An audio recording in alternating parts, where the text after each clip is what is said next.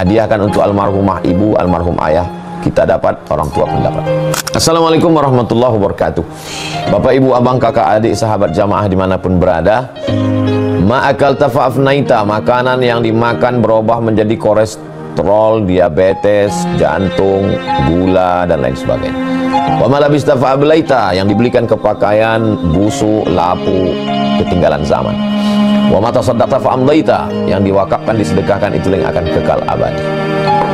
Rumah besar hanya menjadi kenangan, lapuk, berlumut, tumbang, tinggal. Ada kelas yang dipakai para penghafal Quran, itu yang kekal abadi, mengalir pahalanya untuk kita. Hadiahkan untuk almarhumah ibu, almarhum ayah, kita dapat, orang tua pun dapat. Satu lantainya 4 kelas, totalnya 16 kelas, tempat santri belajar. Yang sekarang santri belajar di asrama. Asrama bisa dibuat kelas, tapi nanti pindahkan ke kelas semua. Mari kita support pembangunan, kirimkan semen, batu bata, kerikil, pasir, besi, dan lainnya melalui rekening BSI 767 7777 227. Sekali lagi 767 7777 227 atas nama Yayasan Pendidikan Hajah Rohana. Konfirmasinya jangan lupa ke nomor berikut 0811 6650 026. Sekali lagi 0811 6650 026. Berkah selalu, barakallahu fikum. Wassalamualaikum warahmatullahi wabarakatuh.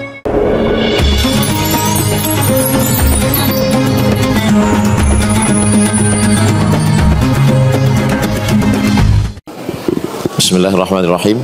Assalamualaikum warahmatullahi wabarakatuh. Alhamdulillah, Allahumma salli ala Sayyidina Muhammad wa ala ali Sayyidina Muhammad. Sahabat-sahabat semua, Bang Ade, Riki, Bapak Ibu, tokoh masyarakat, DKM Masjid, semua yang berhadir ini insyaallah dimuliakan Allah Subhanahu wa taala. Amin ya rabbal alamin. Tema kita pada pagi menjelang siang ini adalah peran masjid di era digital. Digit artinya angka. Karena ada satu alat yang bisa menyimpan, setelah menyimpan kemudian diedit, setelah itu kemudian diupload, yang menghasilkan digit angka 0, 1, maka disebut dengan digital. Jadi apa bedanya masjid zaman dulu dengan zaman sekarang? Sama, hanya saja ada beberapa hal yang perlu kita perhatikan. Yang pertama, kalau dulu orang datang ke masjid untuk mendengarkan tausiah. Sekarang orang datang ke masjid mau ngerekam, dia punya channel. Nah itu jadi tidak semua orang mohon maaf ya, jangan tersinggung. Kunci dengar tausiah Ustaz Somad itu satu saja, jangan tersinggung. Karena ada beberapa konten kreator tersinggung, meninggal. Jadi ada sesuatu yang berbeda. Dulu orang cepat datang ke masjid supaya dia bisa berada di saf yang pertama, dekat dengan kiai, dekat dengan habib, untuk mendengar, untuk fokus, untuk menyaksikan. Orang sekarang banyak tidak. Dia bisa di sudut sana, di sini, bahkan tidak ke masjid sama sekali. Di rumah dia perlu nonton, dia dengar, dia dengan segala situasi kondisi yang dia mau. Maka poin yang pertama yang mesti kita pahami bahwa masjid sebagai tempat pusat asal muaranya. Tapi bahwa orang menikmati kajian di masjid, ya di mana saja bisa, walaupun di rumahnya, di kantor, dan dia bisa disimpan kajian itu. Mana kajian guru-guru para alim ulama yang zaman dulu? Hilang, tidak ada rekamannya, ditelan zaman, ditelan masa. Dari mana muncul ikhtilaf? Mazhab Syafi'i mengatakan Nabi itu baca bismillah jahar, bismillahirrahmanirrahim. Mazhab Hanafi dengan Hambali mengatakan bismillahnya sir, bismillahirrahmanirrahim, alhamdulillahirabbil alamin. Mazhab Maliki mengatakan enggak ada basmalah sama sekali, alhamdulillahirabbil alamin, arrahmanirrahim. Kenapa muncul ikhtilaf itu? Karena enggak ada rekaman. Dari mana munculnya ikhtilaf bunyi bacaan? Karena tidak ada rekaman. Ini sekarang ikhtilaf di antara beberapa guru tahsin tentang bunyi huruf shad, tentang huruf bad. Yang satu mengatakan guru kami lebih fasih tentang huruf badnya dari guru kamu. Yang mendekati Nabi itu guru kami. Kalau guru kamu nggak tahu sanadnya, itu karena nggak ada rekaman bunyi suara. Nah, jadi ketika adanya alat telekomunikasi multimedia, maka masjid sebagai sumber. Tapi bahwa orang datang ke masjid untuk mencari kajian, kajian bisa didapatkan di mana saja. Maka dalam hal ini yang pertama sekali kita mesti pahamkan bahwa dunia ini sekarang serba baru. Dulu berawal dari era kaset. Kiai Haji Zainuddin MZ, dai sejuta umat. Dulu kalau beliau datang ke Medan tahun 90 sampai 95 saya sekolah di Medan. Itu kawan-kawan semua cabut dari sekolah ke lapangan Merdeka untuk menyaksikan beliau turun dari heli untuk tausiah. Ustaz kok tahu? Saya cabut juga. Bagaimana kami mau melihat beliau dari jauh. Jadi begitulah heroiknya. Nah, jadi kemudian dari era kaset berubah kepada era yang disebut dengan YouTube. Lalu kemudian sekarang lebih canggih lagi, lebih pendek, lebih singkat, TikTok. Ke depan ini nggak tahu apa lagi. Mungkin lebih pendek lagi, tinggal tok aja. Tiknya pun udah nggak ada lagi. Kita nggak tahu bagaimana keadaan ke depan. Tapi kajian tetaplah kajian. Jadi yang ngisi kajian itu masjid-masjid minimal, seminim-minimnya kajian di masjid itu mesti ada 3. Yang pertama akidah, yang kedua adalah fikih, yang ketiga adalah akhlak. Jadi kalau dibuat per hari, hari pertama Senin, malam Selasa akidah. Kenapa? Puasa hari Senin, buka bersama, itu suasana religinya, spiritualnya dalam. Karena orang dalam keadaan lapar. Orang kalau lapar perutnya tajam pikirannya. Tapi kalau perutnya kenyang, kendororat matanya. Maka bagus hari Senin itu habis buka bersama, makan nggak terlalu banyak, nanti setelah tausiah baru balas dendam. Nah, maka akidah, wujud, qidam, baqa, mukhalafatul hawadits, qiyamuhu bi nafsihi, wadaniyah, qudrat, iradat, ilmun, ayat, sama, basar, kalam. Untuk tahun pertama, kesulitan pengajar untuk mencari referensi. Saya sarankan referensi Aqidah Ahli Sunnah wal Jamaah Sifat 50 yang ditulis oleh Kiai Haji Muhammad Idrus Romli. Itu buku itu saya pakai di pondok untuk anak kelas 1 sebelum baca kitab yang berbahasa Arab. Nah, nanti tahun keduanya kalau mau pindah ke Arab, jangan langsung ke Arab karena dia nggak ngerti, nggak paham. Nah, nanti yang Arabnya baru Aqidatul Awam, Syarah Jara'ul Afham, nanti baru selanjutnya pakai kitab. Untuk pertama pakai bahasa Indonesia. Usahakan pengajar itu pakai infocus. Kenapa? Karena saya sendiri sebagai pengajar susah untuk ngajak jamaah itu untuk fokus ke kita. Maka biar supaya jamaah itu terbantu, kita dibantu oleh infocus. In itu artinya di dalam, fokus supaya dia di dalam, nggak ngeliat kemana-mana. Itu nggak ada penjelasan di internet, saya yang buat sendiri. Makanya saya awal-awal pulang dulu tuh saya rajin buat. Ustaz besok datang acaranya jam 8 ya, jam 7.30 saya sudah datang, tapi saya di parkiran. Nah, itu waktu yang kosong tuh saya buat slide. Nah, infocus banyak saya simpan. Apa kajian kita? Kajian tentang wujud, tentang qidam, tentang mukhalafatul hawadits. Jadi masjid-masjid ideal. Jadi masjid kita ini memang canggih, sudah ada untuk layar infocus. Ini canggih. Kalau bisa masjid-masjid datang studi banding ke masjid MRKR. Biasa masjid itu kan masjid Al-Ikhlas, masjid At-Taqwa, lain ya, masjid MRKR. Enggak apa-apa, pahalanya sama. Masih masjid. Bagaimana suasananya tenang. Karena di beberapa masjid itu juga kadang kita ngaji, suara kipasnya itu seperti ngaji di dekat helikopter. Kalau gini kan tenang dia, sejuk. Kadang juga kita sibuk ngaji, jamaah itu berkipas saja. Saya, mungkin bapak kan, ibu kan nggak merasakan perasaan saya. Gimana perasaan saya ketika terganggu melihat orang berkipas? Melihat dia yang berkipas, kita yang kepanasan. Nah itu. Jadi bagaimana seorang dai menyiapkan bahannya, fasilitas disiapkan masjid. Kalau saya dulu tausiah dari masjid ke masjid, kampung ke kampung sampai ke pedalaman, memang sound saya bawa. Saya beli sound kecil karena pernah satu pengalaman dari Pekanbaru bawa mobil 5 jam. Nama kotanya nggak usah disebut, nanti yang punya kota tersinggung. Sampai di tempat itu mati lampu, panitia coba cari di sel ke belakang, ada Pak Ustadz, cuman udah nggak dihidupkan 3 tahun. Akhirnya gimana mau tausiah? Saya bilang, iyalah karena udah nggak ada, kita baca doa selamat aja lah. Allahumma inna nas'aluka salamatan fid din wa afiatan fil jasad wa ziyadatan fil ilmi. Selesai. Belajar dari situ, saya siapkan, saya bawa. Kemudian saya pergi ke Malaysia, saya cari infocus yang paling kecil. Saya tanya, pergi ke mall, cari, ada infocus yang paling kecil. Sekecil apa Pak? Sebesar biji zarrah. Saya punya infocus kecil. Nah, jadi kalau saya ngajar di kampus atau saya ngajar di masjid, tinggal colok. Jamaah ini dia mesti ingin tahu kapan penderitaan ini berakhir. Tidak semua orang menikmati kajian. Banyak juga orang menganggap pengajian ini adalah pelengkap penderitaan. Di kantor dia ditekan atasan, di jalan kena razia, di rumah ditekan istri. Saya berani ngomong ini karena nggak ada perempuan. Ada. Ibu-ibu, sehat-sehat Bu ya. Sampai di masjid lagi ustadz ini. Makanya kalau ciri jamaah yang menderita dengar kajian itu bisa dilihat dari sering garuk kepala. Kelihatan dari wajah. Mulai kalau dia dekat dengan kawan akrab mulai nyenggol-nyenggol bang. Pulang kita. Pulang pun parkir payah sekarang. Terjebak juga kita di luar. Iya tapi enggak, paling enggak kan saya bisa ngerokok-ngerokok di luar. Ayo. Nah, jadi bagaimana supaya kita ready, siap segala kemungkinan apapun yang terjadi. Mic siap, kemudian infocus siap. Cuman masalahnya kalau mati lampu infocus nggak menyala. Nah, jadi yang sekarang dikatakan orang menyala, bang apa kau menyala? Mati lampu kok. Nah, dulu itu hanya remaja masjid. Kalau di masjid ada remaja masjid. Ngapain remaja masjid? Remaja masjid biasanya buat jadi panitia Maulid Nabi, Isra Mi'raj, Nuzul Quran, 1 Muharram. Paling keren acara remaja masjid penyelenggaraan jenazah.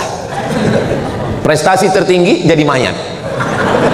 Panitia nggak siap untuk beli boneka untuk mandi kan, akhirnya cari yang paling malas sholat, nah itu jadikan. Pas dimandikan dicucuk hidungnya senyum, akhirnya dipoto sama kawannya, diupload di FB, mayat kok senyum. Sekarang anak-anak muda dikumpulkan di masjid buat acara apa namanya, pelatihan digital. Bagaimana remaja masjid punya channel, bisa syuting, editing, uploading. Dia yang syuting, setelah itu editing, setelah itu uploading. Saya selalu tantang anak-anak remaja masjid, kalian buat channel, kalau ada 20 video yang kalian upload, langsung saya akan endorse. Anda ingin kajian yang berkualitas, tonton channel MRKR. Jangan lupa subscribe, like, share, and comment. Inilah channel yang paling hebat. Channelnya belum ada, endorse-nya udah duluan. Masalah persennya nanti kita bahas. Nah, jadi anak-anak muda ini dibagi tugasnya, kamu kajian subuh, cari kawan yang paling susah bangun subuh. Jadi ada kajian subuh, masjid-masjid ada kajian subuhnya, alhamdulillah. Kajian subuh itu usahakan baca kitab. Jadi untuk yang tabligh akbar, yang sifatnya show, itu memang perlu dibuat mungkin 1 bulan sekali, 2 bulan sekali. Lalu kemudian untuk yang bulanan, untuk yang pekanan, untuk yang harian, itu mesti. Jadi di masjid dipasang banner. Ini gambar ustadznya, lalu kemudian kelayakan pendidikannya, pondoknya tamat mana, S1, S2, S3, S cendol, S loget, S Bandung. Kenapa? Karena orang mau ngaji. Sekarang spesialisasi. Bapak punya istri, istri bapak mengandung, tiba-tiba di tengah jalan mau melahirkan, bapak terburu-buru, ada tertulis dokter, langsung masuk mampir, Pak dokter, tolong buka, istri saya mau melahirkan. Itu dokter buka pintu, mohon maaf Pak, saya dokter hewan. Kira-kira bapak mau nggak ngasihkan istri ke dokter hewan? Sekarang saya tanya, mana yang lebih hebat? Dokter manusia atau dokter hewan? Lebih hebat dokter hewan. Karena kalau dokter manusia dia nanya, apa gejalanya Pak? Kalau dokter hewan nggak pernah nanya. Ibu bapak nggak mau menyerahkan istri bapak, hanya menyelamatkan 1 nyawa kepada orang yang nggak, walaupun sama-sama dunia kesehatan, tapi menurut bapak tidak linier, nggak connect ini hubungannya. Bagaimana kita mau menyerahkan akidah kita, keyakinan kita, ibadah kita kepada orang yang tidak punya kelayakan? Kalau di Brunei Darussalam, di Malaysia, di Terengganu, di Sabah, di Sarawak, semua yang mengajar mesti punya tauliyah. Tauliyah itu adalah sertifikat yang dikeluarkan oleh sultan. Sultan menitahkan kepada mufti, mufti memberikannya. Seperti yang kemarin baru diupload beberapa hari yang lalu, mufti kerajaan Perak atas nama sultan memberikan tauliyah bebas berceramah seumur hidup kepada salah seorang ustadz dari Indonesia, namanya Ustadz Abu Somad. Maksud saya yang belum follow Instagram saya, follow lah biar tahu. Siapa yang ceramah nggak punya tauliyah, maka polisi diperintahkan tangkap. Sekarang di tempat kita nggak begitu, asal mau pakai baju koko, pakai jenggot sedikit, ceramah. Maaf jangan tersinggung. Nggak bisa begitu. Makanya kemarin waktu Komisi 8 me-WA saya, Ustadz Somad, kami sedang bersama dengan Kemenak ini sidang, apa kira-kira masukan dari Ustadz? Masukan dari saya, buat penceramah pakai SIM. Sama seperti SIM supir, driver, ada yang ban 2, ban 4, ban 6, ban 8. SIM A boleh ceramah, boleh solawat, boleh tanya jawab. SIM B ceramah saja, jangan tanya jawab. Jadi kalau dia ditanya jamaah, Ustadz apa hukum ini? Maaf, saya SIM B. Yang SIM C itu hanya maulid, solawat saja. Sallallahu ala Muhammad marhaba, sallallahu alaihi wasallam marhaba. Datang protokol, berikut ini mari kita lihatkan tausiah. Maaf, SIM C. Karena kalau orang salah ngomong, salah bicara, itu yang menderita jamaahnya. Ustadz ngomong begitu mentang-mentang Ustadz SIM C, saya belum punya SIM. Karena memang di negara kita bebas, siapapun mau ngomong silakan, mau sekuler, mau liberal, mau syiah, mau khawarij, mau murjiah, mau ateis, mau apapun namanya. Nggak bisa begitu. Yang jadi korban ini masyarakat. Akhirnya semua orang bisa ngomong, dari mulai ustadz manusia sampai ustadz semut. Mau dibawa kemana hubungan kita? Nah, tidak lagi bisa komunikasi yang eksklusif. Komunikasi kita inklusif, terbuka untuk semua orang. Kalau zaman dulu bisa. Jamaah sekalian, ini pembicaraan kita di masjid ini hanya untuk kita aja ya, jangan sampai bocor kemana-mana ya. Kalau zaman sekarang nggak bisa. Nggak bisa saya katakan, jangan sampai keluar video nih, jangan sampai. Selesai acara nih, lebih dulu jamaah punya rekamannya daripada saya. Mana? Streaming semua. Berapa kameranya? Padahal nggak ada izinnya ini. Nah, oleh sebab itu maka komunikasi kita mesti terbuka. Abdul Somad tidak bisa difitnah ngomong macam-macam. Kenapa? Karena kalau ada yang motong video pendek di Instagram, di TikTok, dia potong 1 menit, dia combine dengan video yang lain, dia kasih bumbu-bumbu fitnah, maka kalau saya ditangkap, saya akan bisa, nauzubillah ya, saya akan klarifikasi. Ini video saya dipotong Pak Polisi. Kalau mau tonton video lengkapnya, Bapak dari Polisi Republik Indonesia, tonton video lengkap di channel Ustadz Abdul Somad Official. Subscribe, like, share, and comment. Jadi semua rekaman fullnya mesti ada. Fasilitas, keilmuan, pendidikan kita di Indonesia ini, pendidikan Islam sangat maju. Ada pondok pesantren yang khusus baca kitab kuning saja dan spesialis hadis saja. Kitab kuning itu ada yang fikih. Kenapa disebut kitab kuning Pak Ustadz? Karena kertasnya dari kertas ubi, warnanya kuning. Begitu kitabnya dicetak di Lebanon sampai ke Mesir, bukunya putih. Loh, kok di Mesir nggak ada kitab kuning ya? Itu kitab kuning istilah. Kalau bahasa Arabnya namanya kutubut turas, buku-buku klasik. Contoh buku klasik, kita kalau baca Sahih Al-Bukhari, Imam Bukhari itu meninggal tahun 256. Sekarang tahun 1446. 1446. Mau ingat 2025 aja. Artinya buku ini sudah 1200 tahun. 12 abad yang lalu buku ini, sangat tua. Buku klasik. Ada lagi buku yang lebih tua? Ada. Ditulis oleh Imam Malik bin Anas. Imam Malik bin Anas itu meninggalnya tahun 179. Berarti buku ini sudah lebih 13 abad. Sangat tua kitab-kitab. Nah, itu ada sampai sekarang, dibaca oleh orang. Saya kebetulan kuliah di UKM, University Kebangsaan Malaysia. Di sana bahasa pengantarnya bahasa Melayu. Bahasa Melayu, bukan yang lari. Melayu. Sampean laku apa Melayu?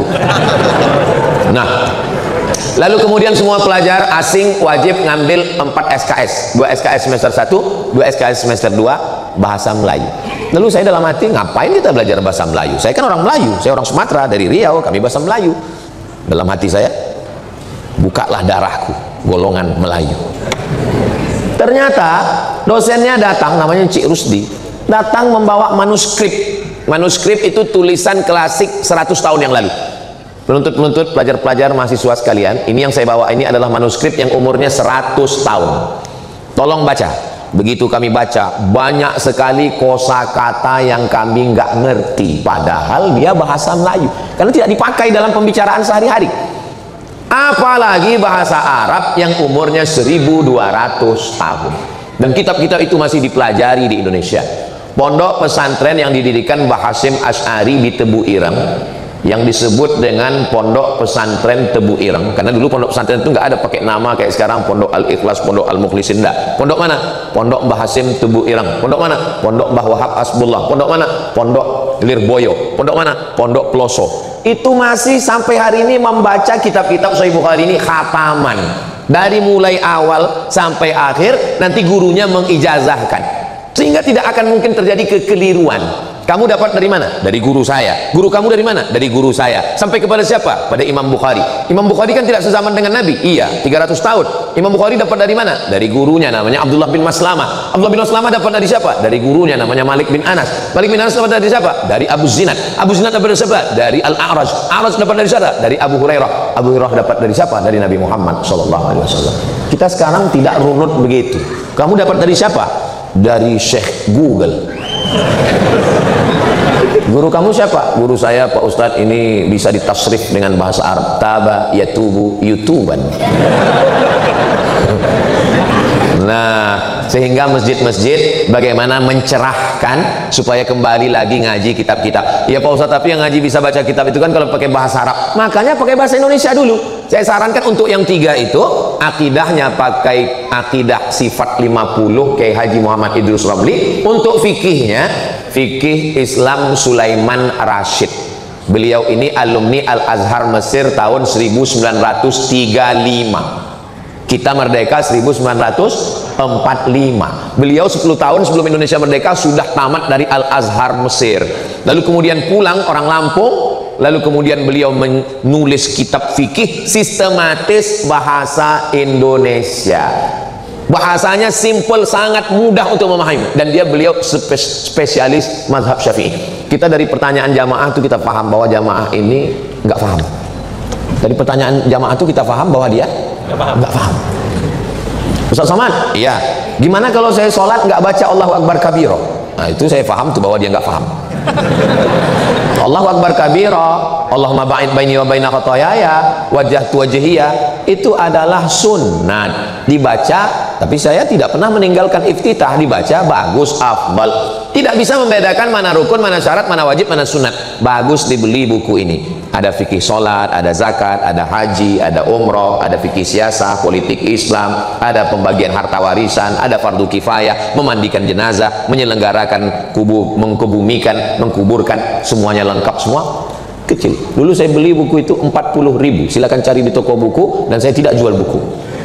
Jangan Ustaz Somad ini ada hubungan ini. Sampai sekarang belum lagi, nggak tahu ke depan. Lalu kemudian tentang akhlak. Akhlak ini bagaimana tawaduk, rendah hati, menjaga supaya jangan sampai riya, sum'ah, takbur, hasad, dengki, busuk hati. Bagaimana menjaga hati? Alhamdulillah Pak Ustadz, di masjid kami sudah ada kajian. Apa nama kajiannya? Manajemen kalbu. Kalbu itu artinya anjing. Yang betul itu qalbu, pakai qalb. Bahasa Arab itu ada huruf kaf, ada huruf qaf. Salah nyebut, salah bunyi, salah makna. Kul huwallahu ahad, pakai kaf. Kul artinya makanlah. Kul huwallahu ahad, makanlah Allah itu. Yang betul itu pakai qaf. Maka tahsin Al-Qur'an. Di Ma'had Az-Zahra, ibu-ibu sore Jumat pengajian. Jumatnya dibagi 4. Jumat yang pertama akidah, Jumat yang kedua fiqih, Jumat yang ketiga akhlak, Jumat yang keempat tahsin. Ihdinas siratal mustaqim. Supaya apa? Lurus. Jangan sampai salah baca. Rubbatalil Qur'an wal Qur'anu yal'anuh. Berapa banyak orang baca Quran dilaknat Quran. Kenapa dilaknat Quran? Salah baca Quran.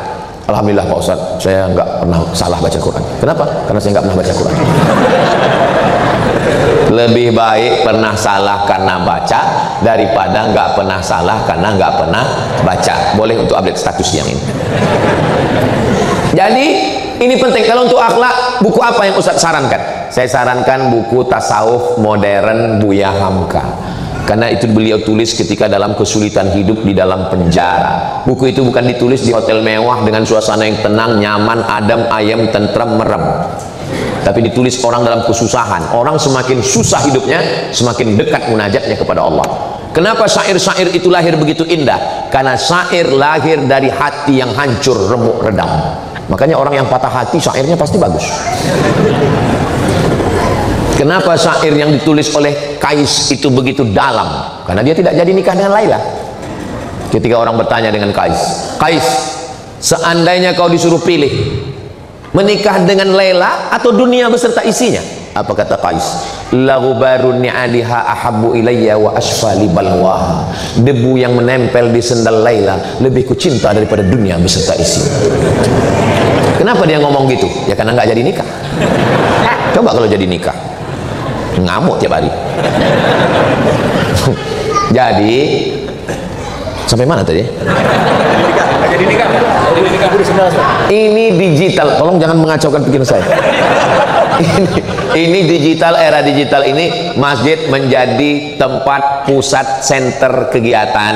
Dari mulai ibu-ibunya buatkan kajian khusus karena mereka segan kalau nanya kepada ada laki-laki di situ, sungkan, nggak enak. Mohon maaf, beribu maaf.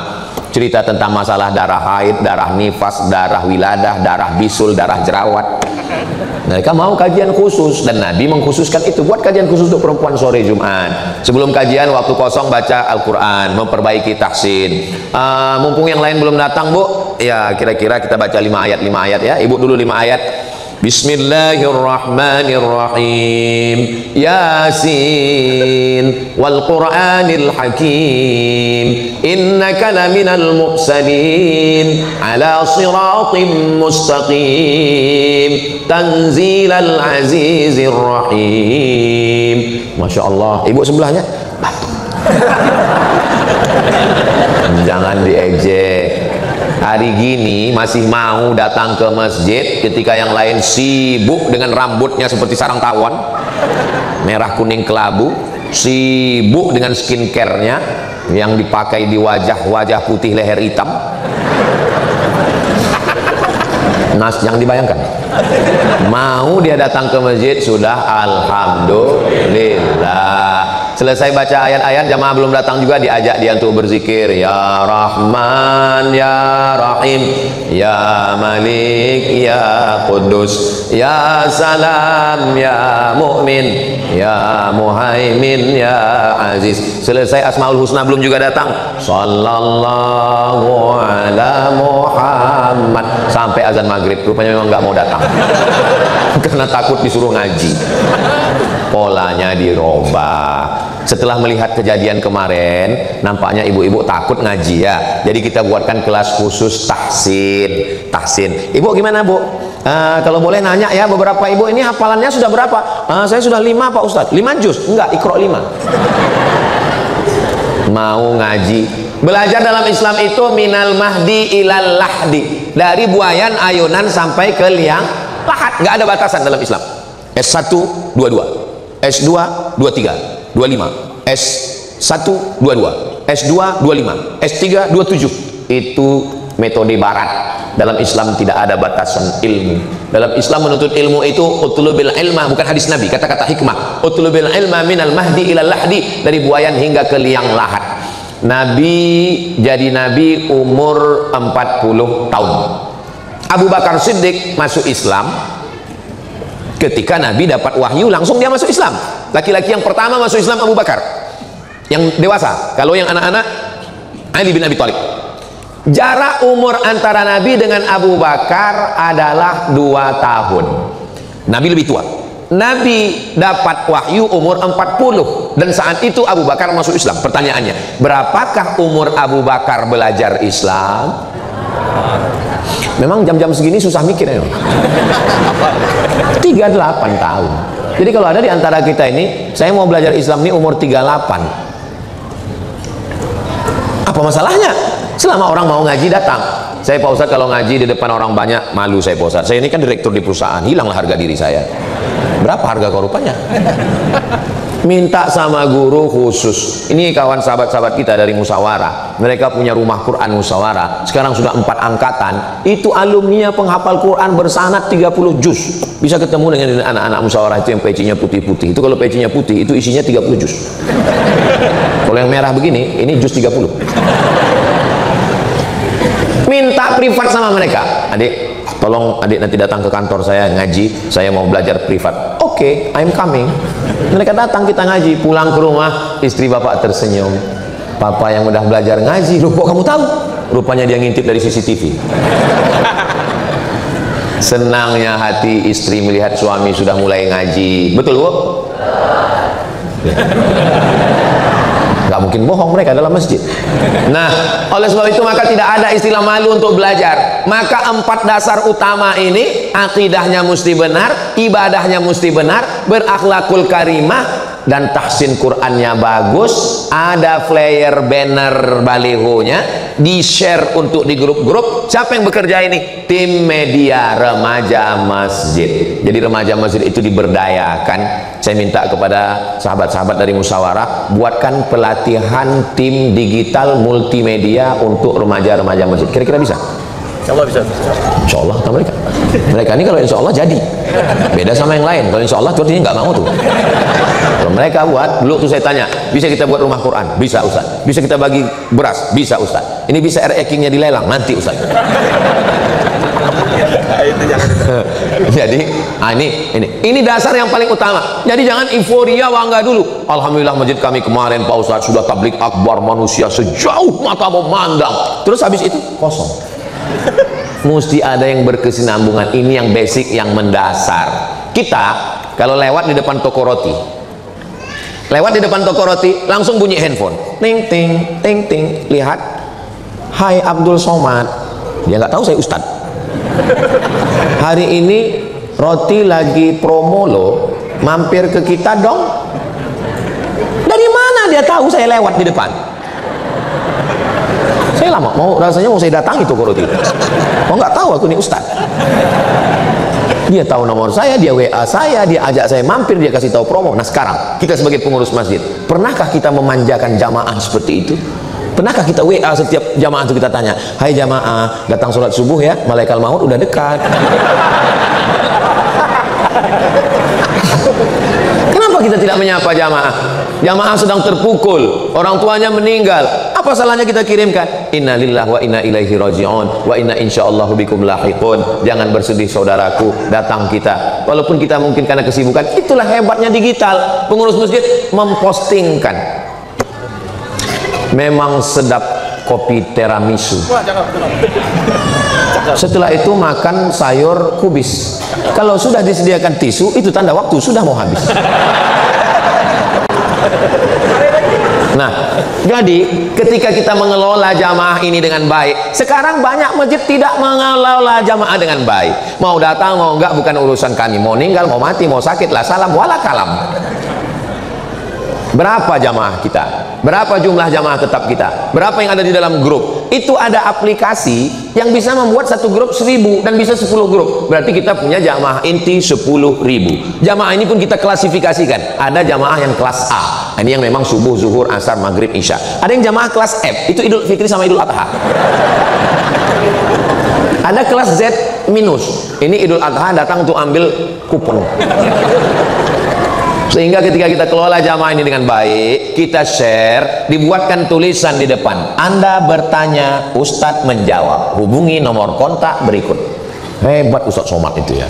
Kami lihat di videonya, semua pertanyaan itu dia jawab. Ya iya, karena pertanyaan itu ditulis di kertas. Yang saya nggak tahu, cepat saya buang.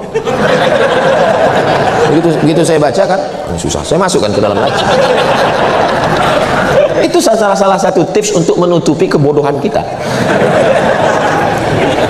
Coba kalau langsung jamaahnya pegang mic, dia tanya. Makanya nanti jangan kasih jamaahnya. Nah, jadi ketika kita mengelola jamaah ini dengan baik, itulah kehebatan digital. Kalau zaman dulu nggak bisa. Zaman dulu imam, pengurus itu mesti head to head ketemu langsung dengan orang. Assalamualaikum warahmatullah. Assalamualaikum warahmatullah. Sehat Pak RW, sehat Pak RT. Alhamdulillah ya, alhamdulillah. Zaman sekarang enggak. Semua jamaah itu dengan satu postingan bisa. Bulan ini remaja masjid ini kita kelola dengan baik. Untuk bulan ini kamu yang call ya, tahajud call. Oke. Jam 3 malam tahajud call. Kamu 100 orang, kamu 100 orang. Assalamualaikum, tahajud Bapak. Gimana sudah? Alhamdulillah saya sudah call semua. Habis itu saya tidur. Yang jadi petugas tahajud juga. Atamuruna nasa bil birri wa tansawna anfusakum wa antum tatlunal kitab. Apakah kamu lupa kamu nyuruh orang buat baik sementara kamu sendiri sudah baca Quran tapi kamu tidak berbuat baik? Disitulah baru nampak sinergitas bekerja sama. Dalam dakwah ini nggak bisa one man show. Saya ketua, saya ngurus. Mohon maaf ya ketuanya, nggak bisa. Saya ini ketua masjid, biar kurus-kurus begini ketua masjid. Tak bisa, kita mesti bekerja sama. Karena kalau tidak bekerja sama, Nabi Muhammad SAW itu membina umat ini nggak sendirian. Dia didampingi orang tua yang bijaksana, Abu Bakar Siddiq. Anak muda yang bertenaga, Umar bin Khattab. Anak muda yang cerdas, Ali bin Abi Thalib. Anak muda yang kaya, Utsman bin Affan. Anak muda yang kuat hafalan hadisnya, Abu Hurairah. Anak muda yang hebat bahasa asingnya, Zaid bin Sabit. Anak muda yang bagus suaranya, Bilal bin Rabah. Perempuan yang banyak hartanya, Khadijah. Perempuan yang cerdas setengah agama ini diambil dari akalnya, Humairah Sayyidatuna Aisyah. Perempuan yang banyak tenaga kuat membawakan makanan naik ke atas, Asma. Jadi sekarang kita di masjid, posisikan kita mau masuk kemana? The right man on the right place. Saya ini Pak Ustadz tenaga kurang, tapi nafsu kuat. Nggak masuk. Saya ini Pak Ustadz, akal saya insya Allah, cuman saya kurang kuat tenaga, akal insya Allah. Berarti kamu Sayyidina Ali.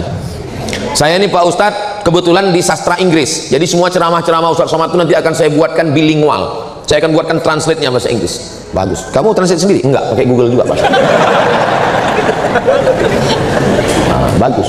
Kamu, saya Pak Ustadz, untuk bahasa memang kurang, tenaga juga kurang, tapi duit ada Pak Ustadz. Banyak, ya cukup lah untuk 7 turunan. Nah ini donatur inti. Ini masukkan kelas A. Bagus, dibuatkan situ nama. Bapak Anu yang paling sering dihubungi telepon. Bagus. Saya Pak, kamu, saya Pak Ustadz, tenaga juga nggak ada, otak pun juga ya pas-pasan. Bahasa asing pun nggak bisa, duit apalagi. Nah, terus kamu di kota Abu Lahab. Nah, jadi kita bagi-bagi tugas, nggak bisa kita mengelola ini dengan sendiri. Maka digital ini kita manfaatkan. Semua kajian ada, file-filenya ada, dan tidak terbatas, bisa diakses semua orang. Sehingga ketika adik-adik kita mau presentasi atau dosen-dosen kita, jamaah kita, kebetulan saya di kantor mau presentasi nih Pak, boleh saya pinjam ini? Boleh, menjadi amal jariah. Disitulah makna hadis, idza matal insan, kalau manusia mati, in qata'a amaluhu, amalnya putus, illa min salasin, kecuali 3, shadaqatun jariyah, ilmun yuntafa'u bih. Apa yang dimaksud dengan ilmu bermanfaat? Video YouTube, infocus, slide PowerPoint diambil orang, dan kita nggak perlu klaim. Kayaknya yang ente presentasi kemarin punya anak tuh. Kita ketika sudah kita berikan, saya pernah ceramah di masjid. Saya tausiahnya nanti habis isya menjelang tarawih. Jadi ketika kultum, berikut ini mari kita dengarkan kultum menjelang berbuka puasa. Kami dengar. Saya dengar kultum itu dari awal sampai akhir kayak ceramah saya. Sampai teman di sebelah nyenggol. Itu kayak isi ceramah antum. Iya, selesai tausiah Ustadz. Memang orang, bukan mesin, bukan AI, memang manusia, bukan Robocop. Datang dia duduk. Mohon maaf Ustadz, itu tadi saya dengar ceramah Ustadz beberapa kali, langsung saya tausiah. Dalam hati saya, alhamdulillah, ternyata tidak hanya terbatas di kelas, bukan hanya terbatas pada buku-buku yang kita tulis, suara pun bisa ditirukan orang. Artinya apa? Dengan zaman digital ini, kesempatan untuk menyebarkan perbuatan baik itu kira-kira makin terbuka luas atau makin sempit? Makin terbuka luas. Suara kita bisa direkam orang, gambar bisa, apapun yang kita lakukan. Jadi kalau ada orang sekarang mengatakan, kenapa lah saya hidup di zaman ini ya Pak Ustadz ya, banyak zaman fitnah di akhir zaman. Coba kalau saya hidup di zaman Nabi, pasti saya baik Pak Ustadz. Saya bilang orang-orang seperti kamu ini kalau hidup zaman Nabi mungkin ikut Abu Jahal. Apa jaminan kita kalau hidup zaman Nabi kita ikut Nabi Muhammad? Belum tentu. Jadi jangan pernah menyalahkan zaman, menyalahkan masa. Memang menurut ilmu Allah, ya hidup kita ini cocoknya di zaman milenial ini. Ustadz Somad aja merasa milenial. Kami melihat Ustadz seperti kolonial. Habis milenial, Gen Z, macam-macam namanya. Tapi ini semua adalah masa. Kenapa Allah pertukarkan zaman masa ini? Wa tilkal ayyamu nudawiluha bainan nas. Demikianlah zaman masa itu kami pertukarkan, kami pergantian untuk apa? Liya'lamallahu alladzina amanu, untuk melihat siapa yang bisa mempertahankan imannya, wa yattakhidha minkum syuhada, untuk melihat siapa di antara kita yang syuhada, matinya sebagai syahid, iskariman, hidup mulia, au mut syahidan, atau matinya mati syahid. Kalau mau membayangkan gimana sebelum ada digitalisasi. Allahu Akbar. Apa kata makmum di belakang? Mubaligh namanya. Mubaligh menyampaikan suara. Allahu Akbar. Mubalighnya itu sampai 10 ke belakang. Allahu Akbar. Terus sampai ke belakang. Kenapa? Karena masjidnya panjang, suaranya nggak nyampai. Sekarang di masjid kita nggak ada lagi tuh mubaligh. Kenapa? Karena sudah ada sound system, mikrofon, suaranya menggelegar. Kalau Bapak Ibu nanti pergi ke Medan, Sumatera Utara, sholat di Masjid Raya Al-Masun, Masjid Sultan Delhi, itu hari Jumat muazzinnya 7 orang. Kenapa sampai 7 orang? Karena suara mau kuat. Allahu Akbar, Allahu Akbar. Subuh, kenapa menaranya tinggi? Karena muazzin naik ke atas mengumandangkan azan.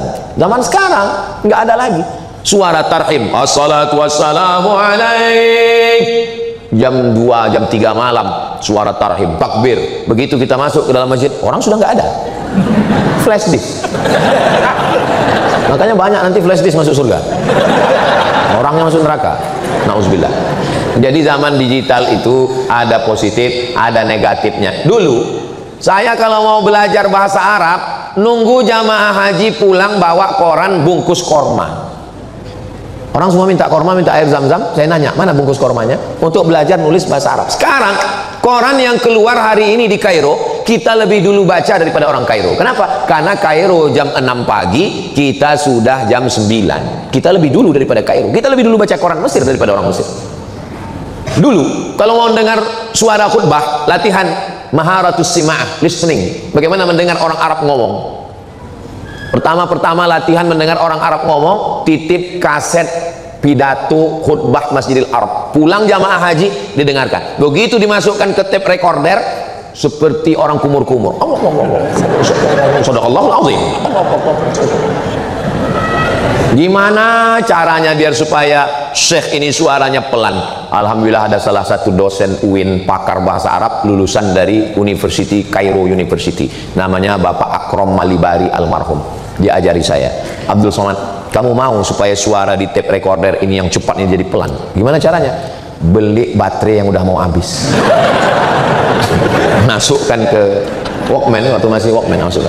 Betul, begitu dipasang pelan. Assalamualaikum warahmatullahi. Padahal sebelumnya cepat sekali. Assalamualaikum warahmatullahi wabarakatuh. Fi hadhihi al-munasabati as-sa'idati yatakallam an al-qadaya al-falastiniyah. Inna amaliyat as-salam fi syarq al-awsat lan tatahaqqaq illa bi insihabi al-israiliyyin min al-ardh al-muqaddasah. Enggak jelas kita mendengarnya. Sekarang khutbah Idul Fitri, Idul Adha, khutbah Jumat di Masjid Nabawi, Masjidil Arab live. Jadi kalau ada orang sekarang mengatakan susah sekali belajar bahasa Arab, apa? Kami dulu pontang-panting mau belajar bahasa Arab. Makanya banyak sekali anak-anak Indonesia, ada itu yang channel khusus YouTube, bisa bahasa Rusia, bisa bahasa Prancis, bisa bahasa Inggris. Dari mana belajarnya? Dari YouTube. Maka digital ini semakin membuat orang cerdas, semakin orang bisa dengar kajian, semakin buat orang bisa berilmu, semakin cepat masuk surga, tapi juga neraka cepat.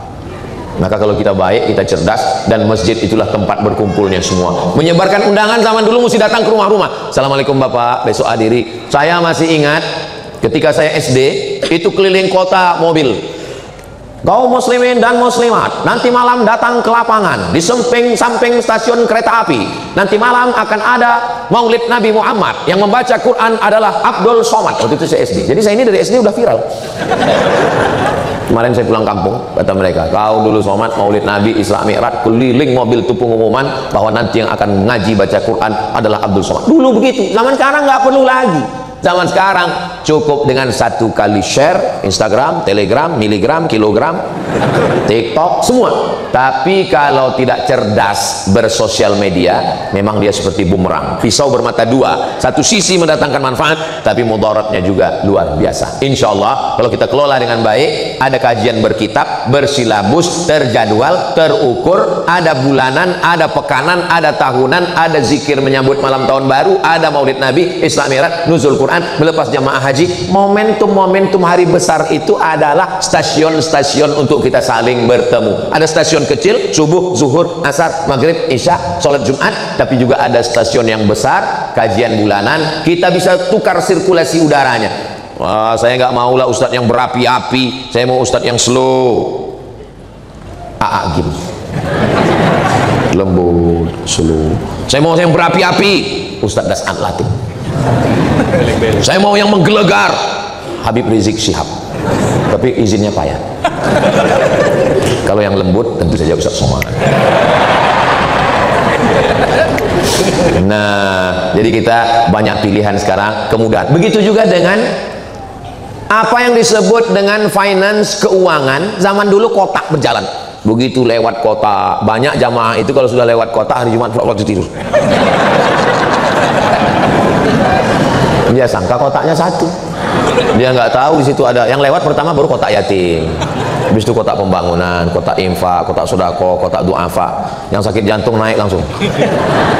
Sekarang khotib tidak lagi terganggu dengan pawai ta'aruf ini, karnaval ini nggak terganggu. Kenapa? Karena di pintu masjid sudah bertambah. Yang dulu Allahumma ftahli abwaaba rahmatik, sekarang sudah bertambah langsung Allahumma ftahli abwaaba rahmatik, langsung keluar handphone, scan apa namanya? QRIS. Nah, saya pura-pura nanya aja. Saya mau tahu orang ini tahu nggak? QRIS. Nah, alhamdulillah. Aku tadi ku tengok kau setiap masuk masjid begini, kau scan? Enggak, ku foto aja.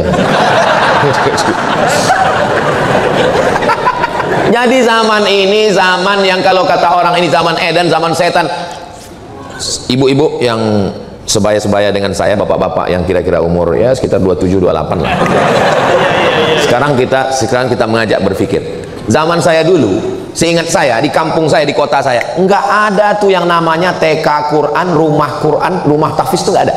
Yang ada pondok pesantren tahfiz Quran tua dan memang mesti serius ngapal Quran di situ. Sekarang ada yang model part time, ada yang full time, ada yang tempat store aja habis itu pulang, ada rumah Quran. Kira-kira dunia ini makin baik atau makin jahat? Tergantung berteman dengan siapa. Kalau ada yang bilang dunia ini makin jahat Pak Ustadz, iya, kawan kau, circle kau nyiblorong, sundil bolong, mak lampir. Tapi kalau kawan-kawan kita adalah circle yang baik-baik, mau ngapal Quran mudah, mau belajar bahasa Arab mudah, mau baca kitab, dulu baca kitab itu 1 tahun, 2 tahun, 7 tahun. Sekarang hanya dengan 8 bulan melalui metode Al-Miftah, melalui metode Manhaji, melalui berbagai macam metode, guru-gurunya online. Tapi memang ada plus minus kekurangan. Kadang channel kurang bagus, kadang signal kurang, beberapa video rusak, hilang. Makanya memang mesti ada hal yang tidak ada yang sempurna, karena kesempurnaan hanya milik Allah Subhanahu wa Ta'ala. Tadi saya mulai jam 10.30, sekarang jam 11.27, kurang-kurang dikit biasa karena kita udah lama berteman. Dimanapun ngomong saya tetap 60 menit. Biasanya saya ngomong 60 menit itu kalau ada botol 600 ml. Jadi kalau gelas segini ini biasanya ya cukup kultum aja, kuliah 7. Itu yang dapat saya sampaikan. Terima kasih segala perhatian, mohon maaf segala kesilapan. Jangan kemana-mana, kita lanjutkan setelah yang satu ini. Saya kembalikan ke Ade dan sahabat-sahabat musyawarah. Assalamualaikum. Saya tutup dengan pantun penutup, menangkap puyuh di Bukit Selasih. Thank you dan terima kasih. Assalamualaikum warahmatullahi wabarakatuh.